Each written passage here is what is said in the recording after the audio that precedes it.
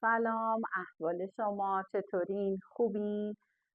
امیدوارم که ویدیوهای فصل 4 رو دیده باشید. ویدیوهای پودمان 5 که مربوط به شدت جریان الکتریکی، مقدار بار، اختلاف پتانسیل، مقاومت و قانون اوم هست و همه رو قبلا من براتون گذاشتم. حالا شاید نوشته باشیم مربوط به فیزیک هشتم، ولی همونا دوباره اینجا هم به درد شما میخوره. امروز چیزی که میخوایم راجبش درس بدیم و صحبت کنیم عوامل مؤثر در یک مقاومت رساناست. یعنی ما توی قانون اوم بچه‌ها گفتیم، اگر دیده باشین حتما ویدیو رو بریم ببینید.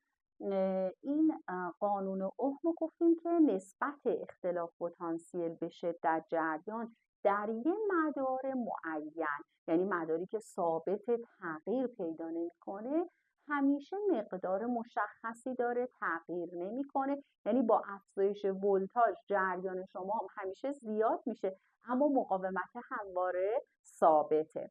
حالا میخوایم ببینیم پس چجوری میتونیم مقاومت رو تغییر بدیم، چه عواملی میتونه مقاومت ما رو عوض کنه. خب مسلما مدار شکلش عوض میشه، تغییراتی توی خود مدار و شکل مدار یا حتی جنسش داده میشه.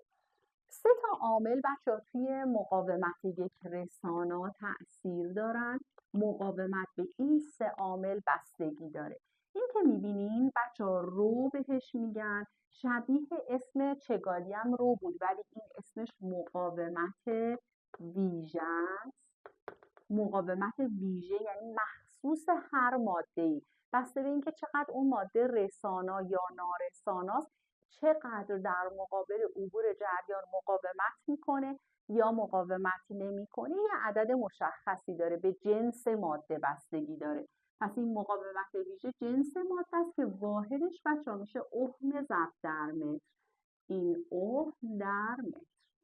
بعدیش بچه‌ها طول رساناست. هر چقدر طول رسانا رو زیاد کنید مسلما مقاومت اونم زیاد میشه.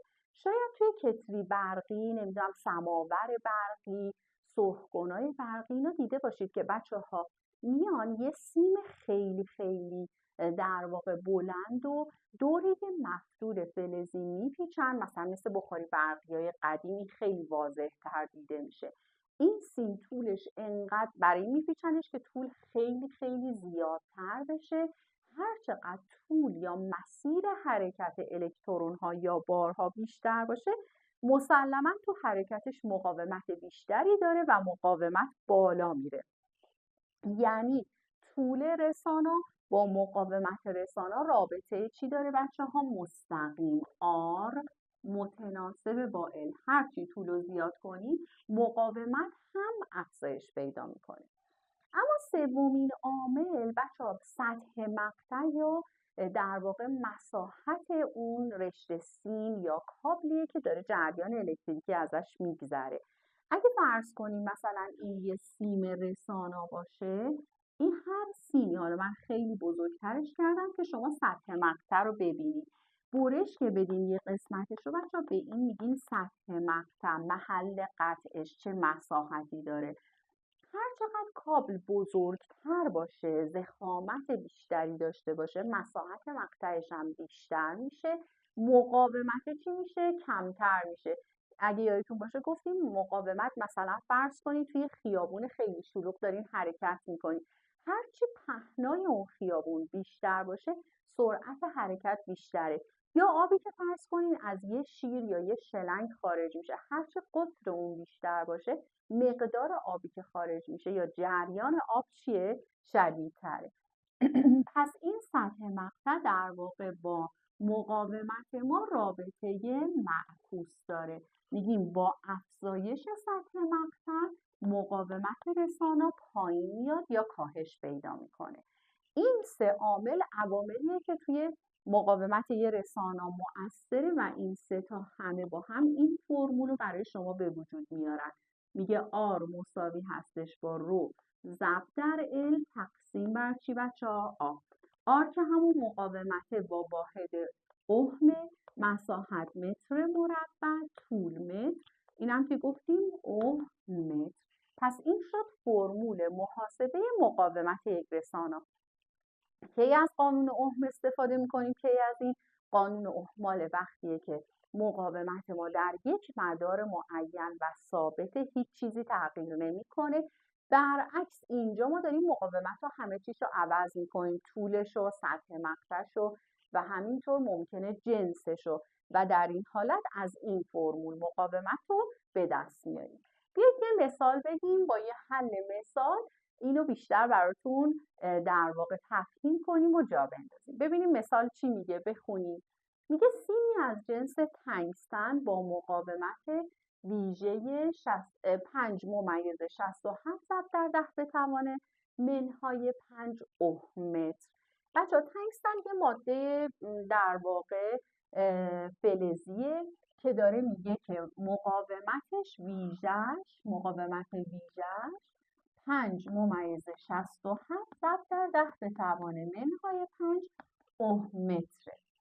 بعد میگه قطرش رو 0.2 در نظر بگیریم. منظورش از قطر اینه که بچه‌ها اگر فرض کنید که این کلاً یه دایره باشه سطح مقطع، این فاصله مطمئنا میشه دی که همون قطره. معمولا قطر رو با دی نشون میدن و اگر نصفش کنیم چی به دست میاد؟ شعاع آر. حالا میتونیم آر رو کوچیک بذاریم که با آر مقاومت قاطی نشه. یعنی در واقع 2 برابر شعاع که همون قطره به ما داده 0.2 میلیمتر. من اول از اینجا شعاع رو پیدا میکنم که نصف میشه، یعنی 0.2 رو تقسیم بر 2 میکنم میشه 0.1 میلیمتر. بچه‌ها حتما من برای چی به هم قطر داده؟ برای اینکه سطح مقطع رو باید پیدا کنم. بعضی مسئله ها راحت خودش اینو عدد میده بهتون، اینجا شما باید محاسبش کنید. چون اینجا سطح مقطع همیشه یه دایره است و مساحت دایره پی آر 2 یعنی شعاع ضرب در شعاع ضرب در عدد پیه. وقتی آر رو پیدا کردی اول ببرش به متر، بعد تبدیلش کن به مساحت، یعنی میگم 0.1 تقسیم بر 1000 یا ضرب در 10 به توان منهای 3 که روی هم میشه 10 به توان چی؟ منفی 4.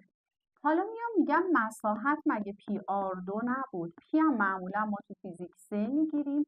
10 به توان منهای 4 رو اگه به توان 2 برسونیم میشه 3 ضرب در 10 به توان منفی 8 متر مربع. این شد مساحتمون. تا اینجا آ رو داریم، رو داریم. ببینیم طولم به همون داده. میگه که سیمی از جنس تنگستن با این مقاومت ویژه و این قطر میخوایم مقاومتش رو پیدا کنیم. خب حتما باید طول رو میداده، مثلا میگفته طولش هست مثلا 1 متر. خب الو میذاریم چی بچه ها؟ 1 متر و بعد توی فرمول جاگذاری میکنیم. میگیم رو که هست چه عددی؟ 5.67 ضرب در 10 به توان منهای 5 ضرب در المون که 1 به روی مساحتمون هم که پیدا شد 3 ضرب در 10 به توان منفی 8. 1 ضرب در هر عددی شماها میدونین میشه خود اون عدد، پس 5.67 رو میذارم. تقسیم بر 3 شم مینویسم. اگه 10 به توان منهای 8 رو بیاریم بالا میشه 10 به توان مثبت 8. با 5 هم که از هم کمش کنیم 8 منهای 5 میشه چی؟ 3. میتونید اینو تو این ضرب کنیم، بگین 5670 سوم. دیگه با ماشین حساب یا هر جوری که میتونید اینو به هم تقسیم کنید و در نهایت این البته مقاومتمون رو چیکار کنیم؟ بر حسب اوم به دست بیاریم. این طول، این میشه چی؟ مقاومت. حتما این مسئله رو بچه‌ها یه دور دیگه خودتون حل کنید. مثلا اینجا من قطر دادم شما شعاع بدین، میلیمتر دادم شما سانتی متر بدین. مدل‌های مختلف اینو حتما حل کنید، فرمول رو حفظ کنید، کمیت ها رو خوب بشناسید که بتونین این درس هم مثل درس‌های قبلی خوب یاد بگیرید. از اینکه با لایک و کامنت و سابسکرایب خستگی منو در می‌کنید ممنونم. خدا نگهدار.